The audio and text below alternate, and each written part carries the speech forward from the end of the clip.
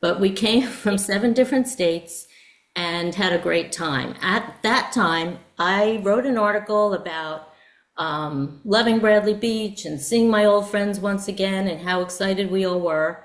I sent the article to a few papers and I got a call from USA Today, which was remarkable. They said they wanted to cover our reunion. So they sent a writer and they sent a photographer. And on August 2nd, 2004, I don't know if you could see, but we made the front cover and a full page on front of the life section of our reunion, which I thought was pretty good for a little Bradley Beach town. So as you know, we all have stories. We love Bradley Beach so much growing up. So in 2007, which Jane mentioned, my book, Bradley Beach Treasures, Reflections of the Jersey Shore, it was published by the History Press, and it's just a compilation of stories from about 60 some odd people, and pictures of growing up and their time with their family, all good memories. So right now, I'd just like to read one story of one man's true love of Bradley Beach. And the introduction, it just leads up to how much he loved the town. It was written by Linda B. Spreckman Jacobson. It goes, my husband, Howie Martin Spreckman, came to Chicago from Passaic, New Jersey on a business trip in October '65 and never returned to New Jersey, not even to visit. We fell in love and I had to stay in Chicago to finish school so Howie would quit his job so we could be together, and we bought a house in Chicago. Howie worked his entire life in Chicago in the television industry. TV was truly his passion. He worked at WGN TV in Chicago as a senior sports and news cameraman. He worked for the Chicago Cubs, Chicago Bears, Chicago White Sox, and the Chicago Blackhawks. He operated the famous replay camera as he was the best. In his spare time, he was a professor at Columbia College in Chicago in the TV and media department, and his photo hangs in the rotunda there today. Howie also worked as a lead camera on the Phil Donahue Show for 9 years when they were taping out of Chicago. In fact, he was in the studio when Phil met Marlo Thomas. Howie and Phil, they were very good friends, and they even played racquetball together. In 1979, when the Pope came to Chicago from Rome, Howie made local headlines as the only TV person with FBI, CIA, and Secret Service clearance, and was therefore permitted to be an arm's length from the Pope. I only mentioned some of his background to let you see how Howie and I had an exciting life in Chicago. He loved his job, he loved mingling with celebrities, and had an exciting life. He always said he would do his job as long as he lived, even for no pay, because he loved going to work so much. The only thing he loved more was his family. His girls were absolutely the most important thing to him, and I was a close runner-up. Howie was well known in Chicago, and his death brought news stories on every TV channel and radio station in Chicago. The Chicago Tribune devoted a large article to Howie when he died, and over 1,000 people, many of them celebrities, came to his funeral and also attended his shiva. But regardless of the years in Chicago, there was one thing that Howie longed for: Bradley Beach. Howie always shared Bradley and Belmore stories with people he met in Chicago when his old New Jersey friends visited us. They spent hours sharing old stories and fond memories of the Jersey Shore. As one used to Lake Michigan, a beautiful shoreline, I could never understand his devotion and commitment to Belmore and Bradley until the fall of 1987, when after a long illness with cancer, Howie realized the end was near and wanted to see his beloved New Jersey Shore one more time.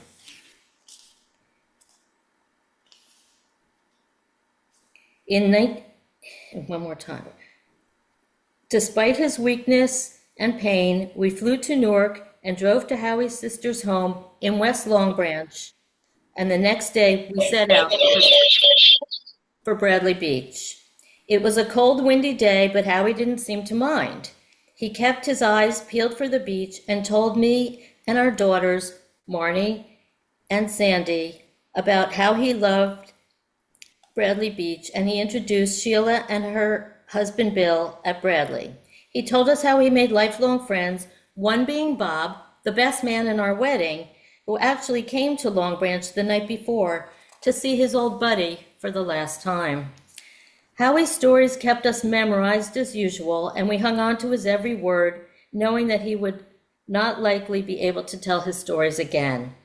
Once we arrived at the beach, he pulled his hood over his head and asked us to follow him. He described what he used to see and experience. He said that as a little boy, he especially loved playing in the sand, right there, with his pail and shovel, and built things in the sand that made him quite proud. As a teenager, he always went to the beach to pick up girls, and he was very handsome, so I'm sure he had no trouble in that department. He related that Bradley Beach was the one spot on earth where he had only wonderful memories, and he would love to go back to that carefree time once again if he could. He stood silently for several minutes, overlooking the waves, lapping at the sand, turned around to me and his daughters and said, "After I'm gone, if you want to see me, just come to Bradley Beach in the summer, and I'll be the little boy in the sand with a pail and shovel." And that story really touched me, as the last thing he wanted to do in his life was make sure he got back to Bradley Beach. So now let's share a few more stories of families, and I'd like to introduce Norma Schechner. Norma? Hi. Samuel and Tessie Schwartz rented a house in Bradley in 1908. They chose Bradley because affluent Jewish people were not accepted in Newport. So affluent Jews from New York City and Newark chose the Jersey, Monmouth Beach, Long Branch, and Bradley. In 1910, Samuel Schwartz had met James Bradley, who told him that there was property on Ocean Avenue for sale. So Grandpa built the house now standing in 1912. 4 generations have lived in this house. Built in 1912 as a summer cottage for Samuel Schwartz and wife Tessie. Norma Schechner. Ocean Avenue, Martin, Ocean Avenue. Norma Schechner, widow of Samuel Schechner, owns it now. David Schechner, born in 1929, spent every summer of his life there. He passed away in 2018. Norma spent all her married life there with 3 kids: Sarah Jane Schechner, Paul Sheridan Schechner, David Sidney Schechner, and now great-grandchildren are coming. My brother-in-law, Richard Schechner, sent me memories because I had asked him for it. And I'm going to quote from some of it. "Every summer, my whole family moved to Bradley Beach. My grandpa Schwartz, my mother's father, my mother, father, 2 and then 3 brothers, a maid, and when my younger brother Billy was an infant, a nurse. A whole entourage right there at 309 Ocean Avenue, a green tile roof, spacious home with a wraparound porch from east to west side. And not only my in-close family, but an extended family that included Schwartzes and Loweys next door. What for years was a real clay tennis court that held the water when it rained, making my mom forcefully caution us boys never to walk across the tennis court and into the house. The Lowery house at 305 Ocean Avenue was an open space between us. I think my uncle Arthur Lowery held it and had his family, which included Joel and Eve Schwartz, Florette and Mike Lowery, and their children. And one of them is Jimmy Schwartz, who has a house around the corner now, and his brothers and Florette's 2 children, and Peter Lowery then faced the Lowery house. Then facing the backyard of the Lowery house was the Beck Annex. And in front of that, the main Beck house was an entrance on 3rd Avenue. A bunch of second cousins lived there, coming and going. Now, I want to read from an article from the Coast from 2005. I want to read a part of the article as this describes my husband. At Thursday night's Board of Adjustment, looking to be granted approval of a small addition to his home, according to Mr. Schechner, this will be his 78th summer at the both his mother and grandfather were well-known figures in the community. His grandfather, Samuel Schwartz, owned Schwartz Drugs, which was on the corner of Main and Ocean Park. Mr. Schechner worked there every summer. There was no one in Bradley that didn't know me or my grandfather. His mother, Selma Schwartz Schechner, inherited the house from her father. She was recognized as being the longest resident, living 94 summers there. Around 1929, Bradley Beach became the first municipality to issue beach badges. When the borough began the badge policy, Mrs. Schechner made a point to collect and keep all the badges. They then were made out of steel and they were converted to plastic. He is in possession of that bag and hat, and we have a picture of that. I'm sure that somewhere's in your file. Always on that bag, she omitted the current season. Everyone would joke. Mr. Schechner shocks. They said, "Where is the badge?" And she'd say, "Look for it." The Historical Society is still in hot pursuit of these items. David started his own family on Bradley Avenue. He met his wife, Norma, the summer of 1947. They would have celebrated 66 years before his passing. Their 3 children, 7 grandchildren, 4 great-grandchildren, all who come down during the summer.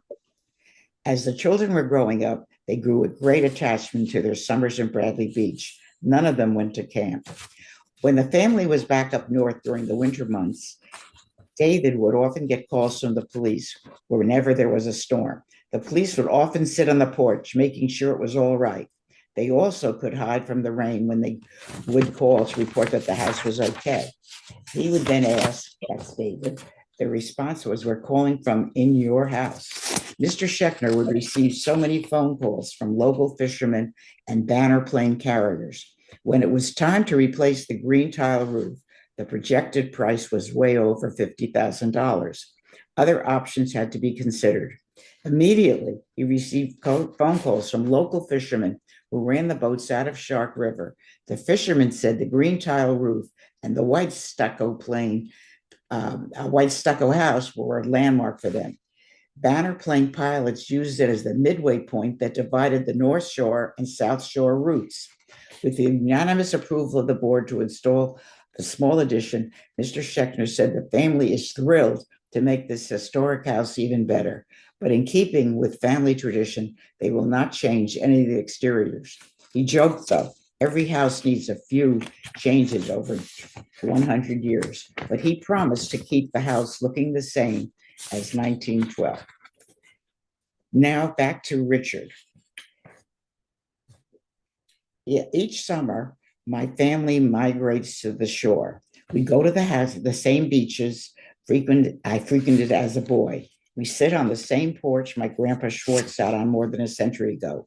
We sleep in the same bedrooms my parents slept in during the 1940s. But yes, things change, even to this house. My oldest brother David, who passed in 2018, and his wife Norma, who now owns and manages the house, deeply renovated and modernized it. The fireplace no longer burns. The former back porch where there were 2 laundry tubs where blue boys bathed in after getting sandy on the beach and now is a breakfast room. The whole 3rd floor and bathroom was modernized. The spectacular green tile roof was replaced with red shingles, but so much remains the same, including the dining room table and chairs with their lion's head back posts, some other vintage furniture, and the to die for front porch. Bradley Beach is therefore not only the anchor of my life, but a place where I feel at home, the only place that has been there for me from birth unto death. And now I'd like to finish with, in 2006, Selma died. Norma and David bought the house from the brothers. They updated the house, bringing it into the 21st century. They kept the house intact, including most of the furniture, which is original. The woodwork is arts and crafts style. The chandeliers are from 1912. Many of the workmen servicing the house then, their families work for us now. David Schechner was involved in litigation that kept parking on the west side of Ocean Avenue free. The roof is still a marker for planes and boats. I sit on the front porch daily. The fishermen and watch the surfers put on their wetsuits and or take them off with a big towel. And they're realizing I'm watching. Every so often, a car will screech to a stop in front of my house. You're still here? I love it. My family loves it. Many of the cousins visit the porch. It is referred to as the Schechner Schwartz Family National Park. Please come and visit me on my porch. Goodbye. We wanted to begin again with Rosalie D'Angelo Dragonetti, and it's a pleasure to have you here with us. Thank you so much. Talk into this one or this one? Both of them? This? Yeah. Good afternoon, everybody. It's an honor to be here to represent my family. My family first came from the Lower East Side. They move this one. Okay, turn off the hand microphone. Okay. Okay, I'm sorry. No, it's not you. Okay, this is on. Hello? Is this one on? Hello? This one's not. Hello? You know what? I don't even think I need a microphone. No. Just speak up. It's working for the people on the. Is this working? In the room, you'll speak loudly. Oh, okay. Oh, that's not a problem. I was a teacher for 35 years. Okay. My great grandparents came.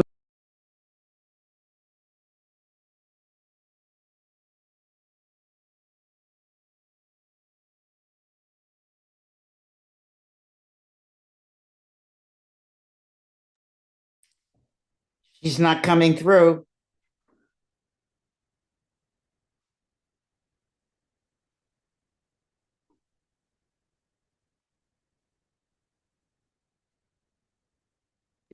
Okay. All right. She's Okay. coming through now. Okay. For now. You okay now? All good? I'm so sorry, everybody. Sure. Okay. They were immigrants from Italy. They settled on the Lower East Side and they came to Bradley Beach as what was known back then was the Fresh Air Fund. And they stayed in, I don't know how many are familiar with that, but with the Fresh Air Fund. And they stayed at the Cliff Avenue. On Cliff Avenue, it was Cliff Villa. And many, many families from the Lower East Side were there. What they would do, the church would take Italian families for 2 weeks, Jewish families for 2 weeks, Chinese families for 2 weeks, and on and on. And what it was really great because my grandparents and great grandparents, they came here legally and they lived in tenement homes in Manhattan. And, you know, they wanted to give their kids a better life. So it was really nice. Right now, on Cliff Avenue, where the Cliff Villa used to be, my father's bungalow is, and I took that over a few years ago. In Bradley Beach, we have many, many families that own homes. We came from, well, they originated from the Lower East Side. Then they all bought homes in Staten Island. We would leave our big, beautiful homes and backyards and built-in pools and come to Bradley Beach for the summer. And we would share a room, one family in a room. We started out in Mr. Bloom's. It was across the street from the Cliff Villa on Cliff Avenue. It's no longer there now. There's apartment homes. Then after Mr. Bloom's, we stayed at Molly and Sol Greenberg, 117 Park Place Avenue.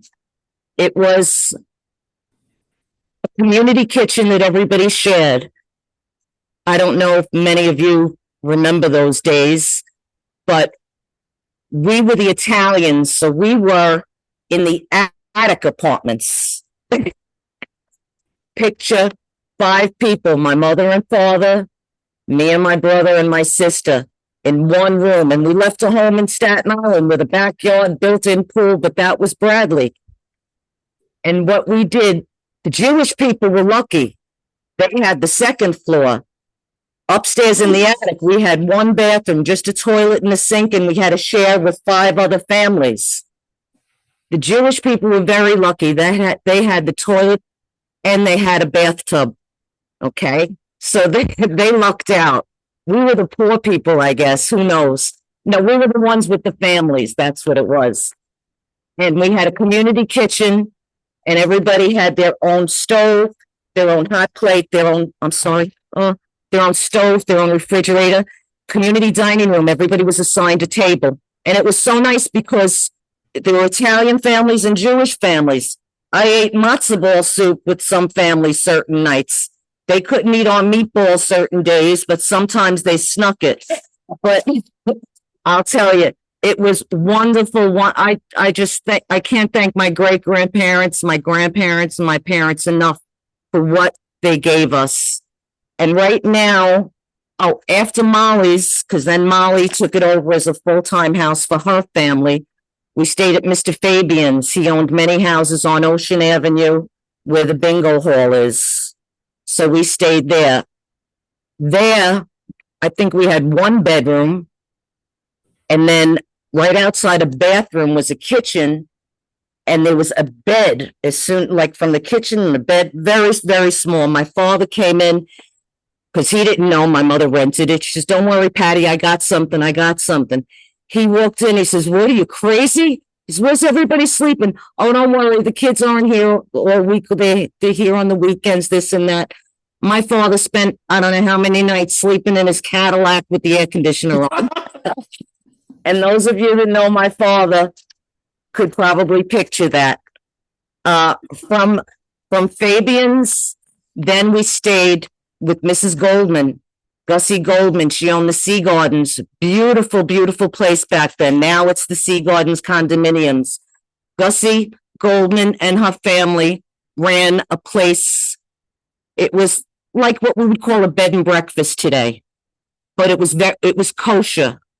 But what she did, because we were kids, we were children, we would have our milk, we would have our butter, dairy and meat was okay because we were Christian we were Christian. But Mrs. Goldman was like our Jewish grandmother. What a wonderful, wonderful woman. In Mrs. Goldman's house, we stayed once again the top floor, but this was a big step up from Molly's. It was beautiful. We had the ocean view. It was great. It was very, very nice. Beautiful place. And she would even leave snacks out for us at night because she knew we were kids, and so she said, "Oh, don't worry, just tell your father to take you downstairs. He'll get you whatever you need." Very nice family. Now, after the Sea Gardens, we finally bought a house. After all those years, my mother and father said, we're renting. Why don't we get something? So a couple of bungalows went up for sale on Cliff Avenue, and they bought what's now my house, 114 Cliff Avenue. It's a postage stamp. It's a tiny little bungalow. They converted it to all year round when they retired. And it's my life. I've been here. This was my 68th summer. I was here every summer as a child. Thank God I was a teacher. My kids, the last day of school, I would pack them up. And I said, "Come on, we're going to Grandma and Grandpa's. Let's just stay till July 14th till Grandma's birthday." Then it says, might as well stay till August 28th, Grandpa's birthday. So we stayed the whole summer, and that's how it's been. Both boys have childhood friends here. They were junior lifeguards. They worked at the perk. They worked all around town. My father said, "If you're going to stay with us for the summer, you have to get a job." But then they would call me because I'd go back and forth. And they'd say, "Ma, Grandma and Grandpa want us in the house at 9:00. I say, "You staying with them, whatever, Bradley Beach rules." So she says, "Oh, well, Grandpa said it's porch time." And the porch, even though it's 8 by 6 feet, was a gathering spot for them because, everybody liked the porch. Well, let me see. All right. I'm getting ahead of myself. No, I'm not. Okay. Now, 3.5 years ago, I was fortunate enough to have our 6th generation, my granddaughter Stella. Oh, this was on Molly's porch, 117 Cliff Avenue. Park Place Avenue. That's me right there, my younger sister, my cousin Tina, Anthony, Marion, my brother Joe. Okay, I didn't really, well, my mother passed in 2012. That was a tough year. When she passed, stayed, I took a leave of absence without pay from the Board of Ed in Staten Island. And I stayed while I was taking care of her. Then a few years later, my father got sick. So I figured, you know what, let me just retire. I stayed here and I lived here for 3 years to take care of my dad. This was a joke by Ronnie Long. He made that sign. That's my son Keith and my son Justin. So I was here winters with my father. And I said, you know what? I always used to come to visit in the winters on the weekend, but Bradley is in my blood. It's in my blood. It's something I'll always treasure. My father, on his birthday, they named the gazebo after him on Lake Terrace. So every morning I go there, I have either my iced coffee, my cup of tea, and a sip, which I'm sure he's not happy about. And I talk to him. And then right next door are their benches, and I sit with them. But for me to stand up here and speak to you about my family is a truly, truly an honor, because I'm truly blessed that my parents gave us the life we have today. These are the 6 grandsons, my mom and dad, and my father. To know him was that's my 6th generation, my little Stella. She's got a little brother now, Rocco, so you'll see him on the beach. But to know my parents, they did a lot of volunteering in Bradley Beach. My father was a councilman for about 20 years on and off. He gave his blood, sweat, and tears. And my mother, she was right by his side. And I'm just happy to be part of their legacy. But before I end, I just want to take you down memory lane just 2 seconds. Many years ago on our boardwalk, the North End was thriving. We had Annie's on the boardwalk. I don't know if you remember. John, you might remember the luncheonette on the boardwalk. You could have breakfast. You can get your licorice. You can get your yoo-hoo. Then we had the small arcade. Okay, next to the small arcade, you had Uncle Charlie's. They sold the Bradley Beach t-shirts. They sold the styrofoam boogie board. Well, we would get a styrofoam boogie board at the beginning of the summer. 2 days later, if it broke, I got half, my brother got half. We didn't have boogie board. We didn't have wax for the board. We didn't have the shirts that I had to buy my kids years ago.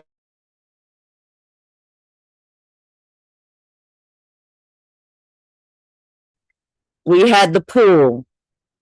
We had the mini golf course. Then my father used to come back on a Friday night, and Saturday night we would get dressed up. I don't know if they had, oh, that was the picture in front of Molly's. We would get dressed up really dressed up, and we would walk into Asbury. And that's what we did.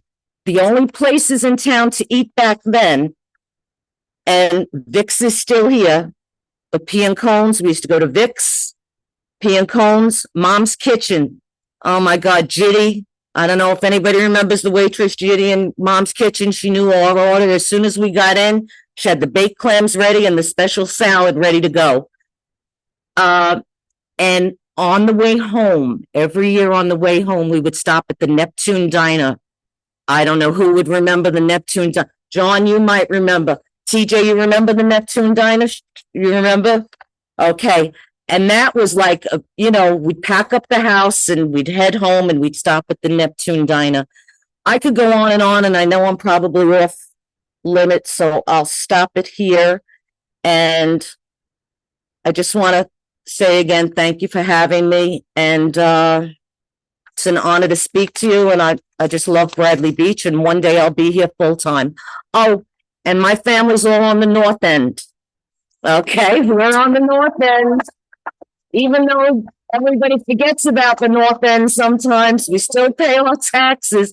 We have let me see, we have four, four of my family members own homes on Cliff, two on Lake Terrace, two on Beach Avenue, and five on Kent.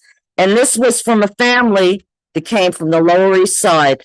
So we are multi-generation and we're going to keep it going. Thank you so much. Have a happy holiday to everybody. Thanks for having me. Thank you.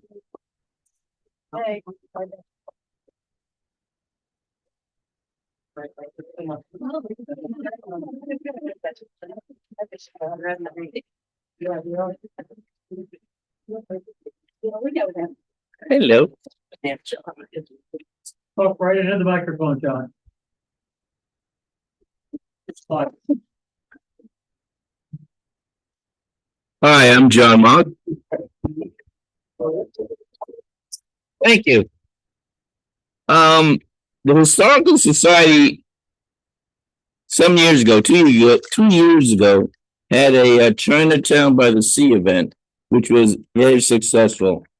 This was the write-up on it recently. And then I did some research, and in 1942, in the Asbury Park Press, there was an article called "Fun Comes First at Shore's Little Chinatown."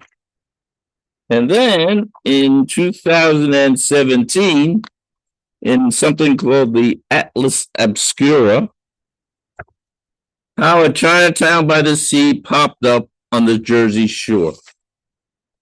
So there's been a lot of research and interesting stories on it, but my story is that I figured I'm probably here about 80 years in Bradley Beach, and I'm only 62.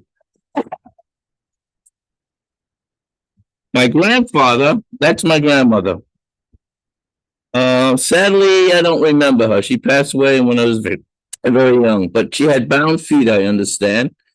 And she is the one that, according to Shirley Ayer's book, claimed that someone approached her on the boardwalk in 1941 and said, "Would you like to buy a house?" And they bought it. 104 Newark Avenue, $2,000. What a bargain. Then, taxes, $81. That's the house. No longer there. And by the way, this is the first block of Newark Avenue. Way back, that one block was called Union Avenue, and it was two-way. Hard to believe. Nah, there weren't a lot of cars then, because I have pictures of the street and it was empty. Let me give you a little family history. My grandfather came to the United States in around 1893. He had a store in Chinatown, export-import, on Mott Street. The store was the oldest Chinese store in New York City until it closed in about 10 years ago. My father, born in China, came to the United States in 1923 to go to the University of Richmond. How he went there or why, we have no details, but I verified it. I went to the university. He did attend. He's in the yearbook. He never went home. So then he met my mother, and my mother, Grace, and her 6 siblings were all born in New York City. She became one of the earliest Chinese American teachers in the New York City Board of Education. Coincidentally, she and her Italian colleagues came to Bradley Beach. They were on Park Place.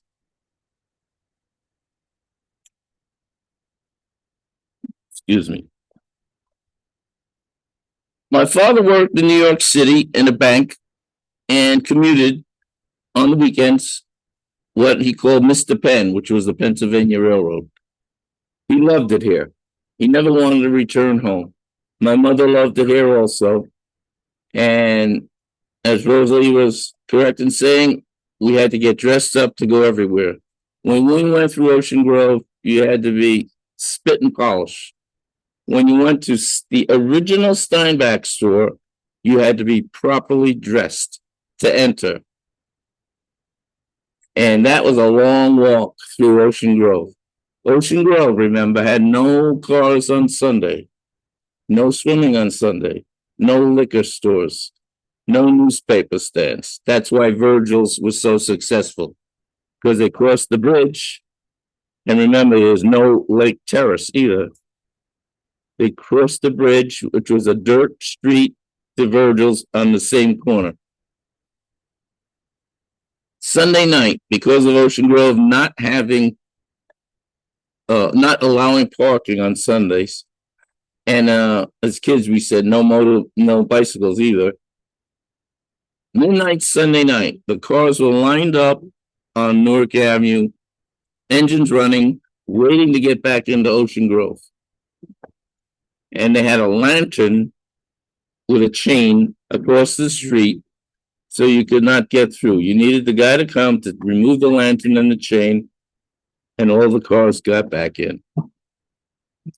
Let me give you some highlights of my childhood.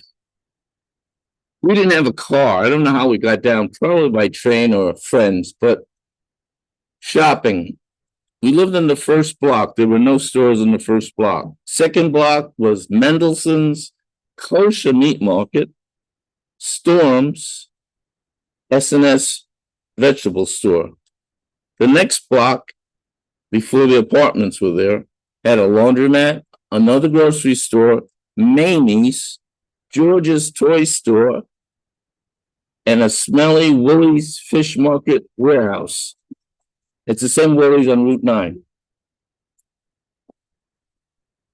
That was the, as far as I could go, up to that block, and then to Cliff, and then to Park Place. That was my little area. I wasn't allowed any further there. On the boardwalk, you had the bathhouse with the two restaurants, the pavilion, the game room, kiddie rides, the mini golf course, and then the pool. Bradley Beach had a pool. And on days when the water was rough, or we had the red tide, we all went to the pool. So what did we do when we were young? We went to Asbury Park, or we went to mini golf. Mini golf was, there must have been 6 mini golfs in Asbury Park. And you were able to walk there and get home. No problems with, safety or anything like that. Is well lit.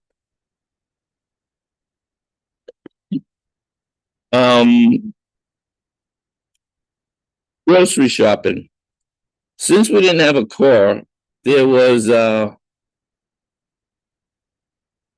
trucks that came down the street. There was Fisher Baker, Dugan's, of course, the Good Humor Man.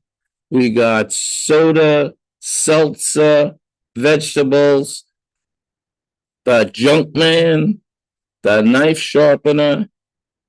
All these things were so convenient. We didn't have to go anywhere. The Iceman, yes, we had an ice box.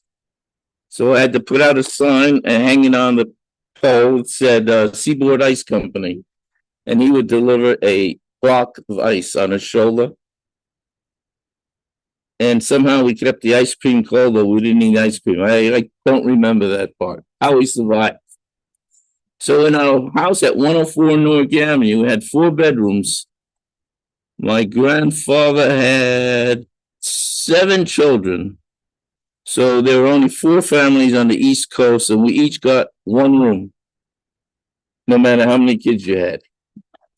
We had 1 bathroom, which was the toilet and a tub. No shower. We had an outdoor shower. That was the blessing. Everyone had an outdoor shower. Or you showered in the bathhouse on the boardwalk.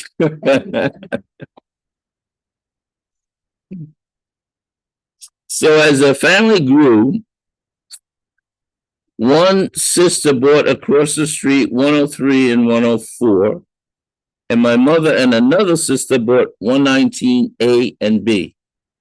Bradley has a lot of A, B, and half of a house and a quarter of a house. The addresses are crazy, but that's the way it is. Now, my wife, Luella, also has a big family, but that's on the third block. They now all own their homes. Most of them are summer residents. There's quite a few of us. Number of homes are probably about 8 different homes, all on Newark Avenue. So that was the extent of what we were, is Newark Avenue up to the third block. She's also an alumni of Cliff Villa. Her uncles worked there. We knew the manager, Joe and Gloria, who live next door to me. And it brings back fond memories. I mean, that's what made Bradley so nice. It's homey. People are nice. It's a porch community on our block. And we're all very comfortable here, and we love it. Thanks for coming, and thanks for being in Bradley Beach.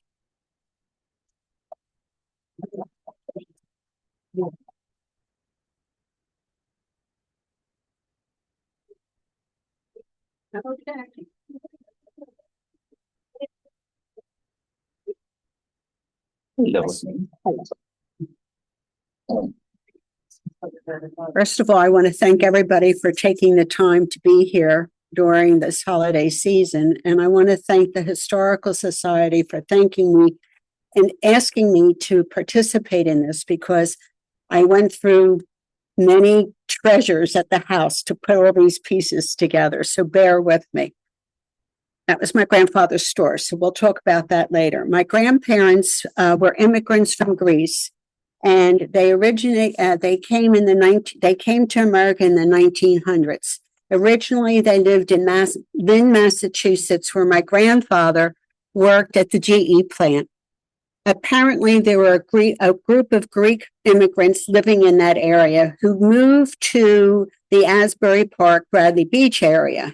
And my grandfather was advised to please come and live here. So my grandparents, with my mother and her one sister, in the 1920s, moved to Bradley Beach. My mother grew up on at 100. My mother and her two sisters grew up on at 100 4th Avenue in Bradley Beach. And not only did they live there, but there were extended family lived in the surrounding. We called them brick bungalows on 4th and Ocean. My mother and her two sisters graduated from the grammar school, and extended family lived in Bradley Beach. I don't know if old timers our families were full-time residents all year round. So we did not come back and forth during the summer. We were full-time residents here. My two aunts, my mother's two sisters, lived in Bradley Beach and reared their families in Bradley as well. And all of them graduated from the grammar school and went to Asbury Park High School. In 1940, my grandfather moved to the house in which we're living in now, and that's 112 4th Avenue. And he paid $4,000 for the house. He also purchased numerous houses on 4th Avenue, but he sold some, and then my aunts inherited the other. My grandfather, that's me on the porch with my mother holding me. And this is my grandparents, my mother's middle sister, Despo Cates, and this is Faye Pascal. They were the two sisters that lived in Bradley Beach. And this is my cousin Betty and Mary Cates, and they were my two brothers. My grandfather had two concessions on the boardwalk. One was on 4th and Ocean, and it was the big restaurant. And it was the sister restaurant to the Avon Pavilion. There was another, and it was his cousin, Charlie Peterson, managed the one in Avon.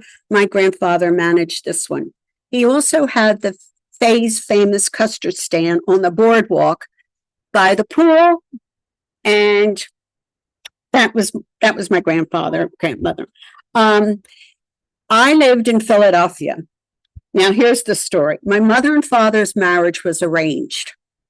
And my grandfather's relative from Philadelphia said, there's a set of twins. Do you want the funny one or the serious one? No. And my grandfather said, I'll take the serious one. It's true. They were married in 1938. And the family from Philadelphia came to Bradley. My uncle had a map of Greece to make sure that my mother and her family came from the right part of Greece. And my grandfather took my mother and my father to the side and they said, you like her, you like him. Okay, you're engaged. And my grandfather turned around and said to my father, you see this ocean? This is your plika. Plika in Greek means your dowry. And my father had a restaurant in Philadelphia. So my mother at age 18 moved to Philadelphia, didn't know anybody, and her family remained here. Well, being a traditional ethnic family, every weekend we would come down the shore for Sunday dinner where my grandmother would cook and all the family was there, and it was my aunts and my cousins and the Peterson family. I don't know if any of you know the Petersons, if that means anything to any of you. Anyway, so that's what we did. Did I forget anything? My parents, okay, so, and then my husband and I inherited the house. Oh, okay, wait, okay, I'll tell you some pictures. This is our house at 112 4th Avenue. And that house is still next door to us. This is our house. And when my husband and I inherited the house, my mother was still alive. And I promised her I would take very good care of the house. And our family, our children agreed that we were going to restore it and replicate everything that we had there. So we got rid of all the knob and tube electric and, and all the plumbing. And it's a brand new old house. What else did we tell you? Oh, Jim? Oh, this is my brother. There was the concession on the boardwalk. This was the pavilion. This is my grandmother holding one of my brothers. And my fondest memories, I do remember that restaurant. And I remember walking on the boardwalk early in the morning and my grandfather bringing down the awnings. And then the sound of the plates, taking out of the, clean plates and stacking them. They're vivid memories that you don't forget. And in the summer, at the custard stand, we all took shifts working at the custard stand. And my cousin Betty and I had the dinner shift. So when my grandmother and grandfather would go back to the house and have dinner, and they would rest. And then after dinner, they would come back to the custard stand and work during closing. Well, after they came, my cousin Betty and I went to the arcade. We all, the arcade. And that's it. My mother's sisters, that's my father. My mother also told me that Jack Nicholson was the lifeguard on 4th Avenue. And what other memories can I tell you about? I think that's about it. Jim, did I forget anything? How much trash bags was that? I don't know. The story about my family home, and this is an interesting story. My grandfather at one point owned the property on 4th and Ocean, where my mother grew up. And he lost it during the Depression. He couldn't pay the real estate taxes. My father lent him $4,000 to buy this house. My grandfather paid him back in 4 years. And I have the document where my grandfather had the little pay stubs to pay back. And then the final one says paid in full, no mortgage. And it's in my grandfather's handwriting. And it's just amazing to have. I have many. Oh, another thing, my mother and father had at their wedding, the wedding was at the Lorraine Hotel. And back in the day, people would send telegrams. to wish you a happy, a great life. Well, telegrams were sent to 100 4th Avenue. And then I remember my Aunt Bess Peterson, who lived on Madison Avenue, saying part of our family lived on 403 and a half 4th Avenue. Well, one of the telegrams was delivered to that address. And so it's all nice memories. That's it. But unlike many of you who spoke, we were full-time my family was full-time residents here. And I remember when we would come down on the weekends, when we turned onto off of Main Street, there were no lights on 4th Avenue until we got to my grandparents' house. It was a ghost town. A real ghost. Thank you. Okay. So Eileen has been doing, no, I'm just giving you credit for the fact that if you go to our website and you look at Under the Boardwalk, Over the Moon, Love Stories from Bradley Beach, her great-grandparents or grandparents? Then your mother and father. That's their wedding. Their wedding. Okay, well, the story is written up there along with stories from many other people who met and fell in love in Bradley Beach. And our next program, if I could give you a plug for that, so you can see Eileen again, hopefully, and she'll be starring in that, is February 16th around Valentine's Day. And we will have more oral histories from people who fell in love with each other as well as Bradley Beach. So now we're going to turn it over to Stephanie. Wait a minute. Take a minute until I get this. Okay. And there are, by the way, some artifacts on things that people have shared on the back table. So after the program, and we're going to open it up hopefully to the people online as well, if they have stories they want to share, you can look at those, ask questions, and please eat cake. Here I am.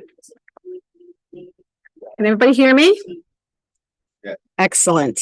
My name's Stephanie Neese. It wasn't until 2021 I found out that I had 4 generations of family that lived in Bradley Beach. So from this family tree, I'm down here. So Alfred Yarnell and Adelaide Jones and the Wilkins and Clayton, they moved to Bradley Beach in the late 1800s, about 1897, 98. And they both lived on the same street, Cook Avenue, which is now Lorraine Avenue. And I don't know this for a fact, but we're assuming that since they both lived on the same block, in the same street, that's how they met and that's how they married. So my great-grandparents, J. Edward Yarnell and Minerva Wilkins, this is what basically I found a whole bunch of information when my parents' house, we had to sell it in 2021. So I found a whole bunch of information in the attic, and I had no idea about my history in Bradley Beach.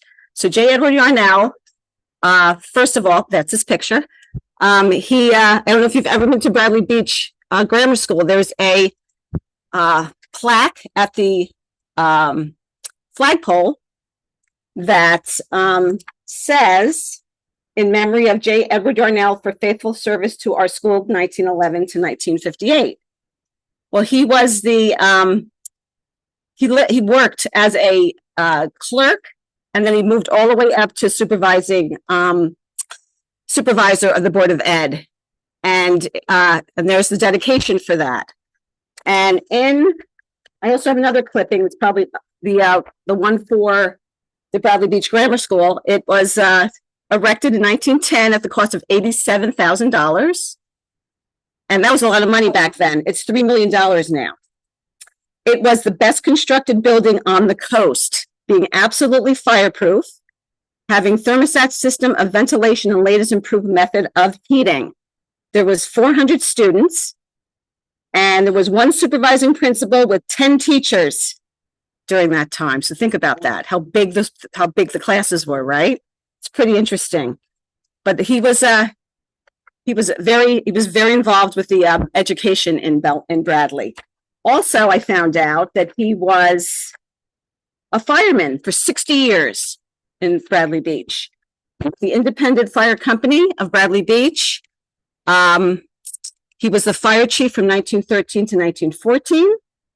And when he retired, I don't have this up on the screen, but I'll show this quick to the people on Zoom. So they gave him a dinner, and this board I found in my parents' attic. So you talked about telegrams, right? Telegrams. So it was telegrams from the governor of New Jersey, from both senators of New Jersey and the congressman of New Jersey, congratulating him for 60 years of service. So that's a pretty big deal. And he was also the treasurer of the fire department for 35 years. And he was also had lifetime memberships in the New Jersey State Firemen's Association and the Monmouth County Fire Chiefs Association. So he was a pretty big deal, which I had no idea when growing up. My father never mentioned it. It's pretty cool. And then his wife, Minerva Wilkins, she was part of the Bradley Beach Women's League. I have the actual original. I'll show them at home first. The original pamphlet for the Improvement League. I'll have it up if anybody wants to see it. It's really fascinating, I have to tell you. So the Improvement League in 1913 helped start the Free Public Library in Bradley Beach. Yeah, it's pretty cool, right? And in this booklet, I have to read this because it's so cool. Had the creed of the Women's Improvement League. I'm going to just read a few words here. I believe in woman and the power of women. This is 1913, okay? I believe in cooperation and the power of numbers. I believe in aiming high and the power to achieve. I believe in books and in the power of knowledge. And then it goes on to say, I won't read the whole thing. I believe in loving my neighbor as myself, and I mean to prove it. I believe in courtesy and kindness, in generosity and good cheer, in friendship and in honest competition.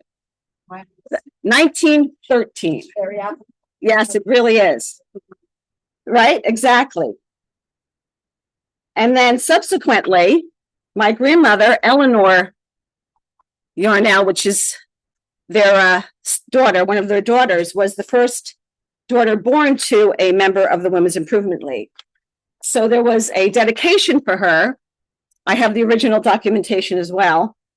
They gave her a silver mug, which unfortunately I have not been able to find, and a $10 piece. But the dedication letter, which I also found a really cool thing, I'll just read parts of it. We have gathered here a company of friends to dedicate this beautiful baby to the good, the beautiful, the true, the useful.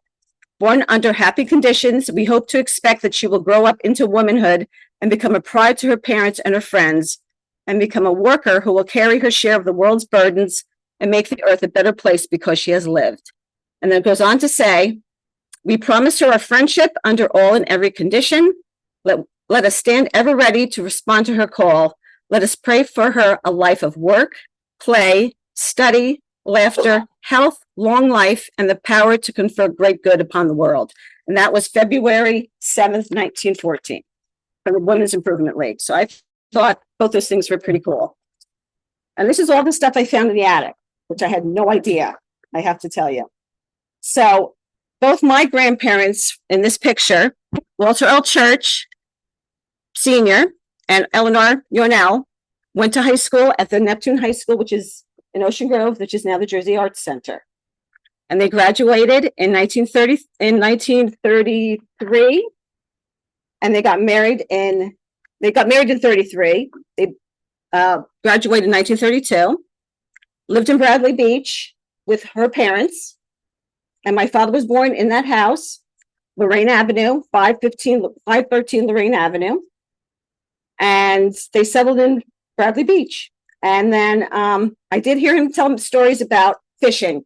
His great-grandfather was a fisherman, a lot about fishing, a lot about eating hot dogs at the boardwalk. Sids, exactly. A lot about that. Exactly. So, But unfortunately, he passed away in 2017, so I haven't been able to ask him any questions. But last couple things that I found out. My grandmother was involved with the Bradley Beach chapter of the VFW Ladies Auxiliary. That's actually the four of them. That's J. Edward Yarnell, my grandfather, Walter L. Church, my grandmother Eleanor Yarnell, and my father, my young father, Walter L. Church Jr., living in the home at 513 Lorraine Avenue. So my grandmother was very involved with the VFW. She was the president 52 to 53. My great-grandfather, J. Edward Yarnell, was a veteran of World War I. My grandfather, who was in this picture, was a veteran of World War II. He was in the Navy. Oh, gosh. And the Bradley Beach VFW was located on Main Street across from Sylvan Lake. It is no longer there. My father also went to Neptune High School. He graduated. He also went into the Navy. And when J. Edward Yarnell passed away in 1958, they left the house. I have no idea what happened to the house, unfortunately. I wish I lived in that house. They moved to Neptune, and that's where I was born a couple years later. So if you have any family or friends that lived or have lived in Bradley Beach or live there now, ask them questions. Maybe they have stuff in their attic like my parents did. Maybe they have stuff that you have no idea about. Even if they don't live in Bradley Beach, just find out about their stories, because once they leave, you have to do what I do, ancestor.com, just trying to, put the pieces together. I thank you so much for listening to my story. Thank you.